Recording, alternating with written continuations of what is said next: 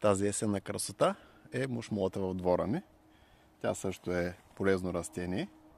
Като цяло е установено, че плодовете на мушмулата са богати на калий, калций, фосфор, магнезий и желязо.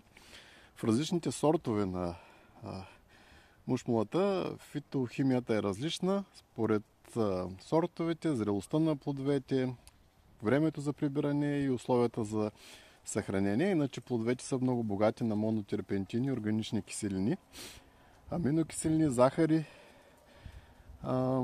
Поради техните диуретични стягащи свойства се използват в народната медицина. Те съдържат много танини.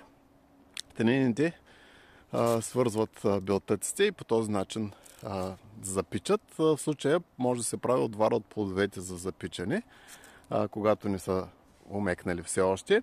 А в народната медицина се ползват и листата на растението, но не брани в този момент, когато вече са пълни с всякакви отпадъчни вещества, както с повечето есенни листа, а когато се съберат през лятото и в пролетта, когато са зелени, листата в народната медицина се ползват като отвара срещу ангина.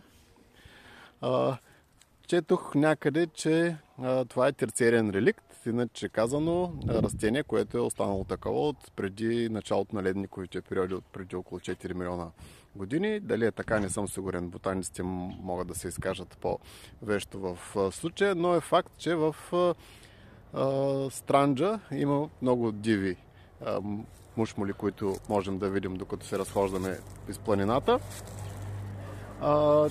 Родината на мушмулата си е точно Странджа, Мала Азия, Кавказските планини, Крим. Общо взето расте около Черно море, иначе в миналото е била разпространена по цяла Европа и на север е получила доста неприятни, буквално обидни имена, всякакви вариации на дупе. Иначе доскоро се считаше, че единствения вид и род от семейство розоцветни мушмула, но преди около 30 и няколко години в Америка откриха друг вид мушмула, така че имаме два вида на това твърде старо растение, което можем да използваме в билковата си аптека или просто да си разнообразяваме менюто с полезни вещества.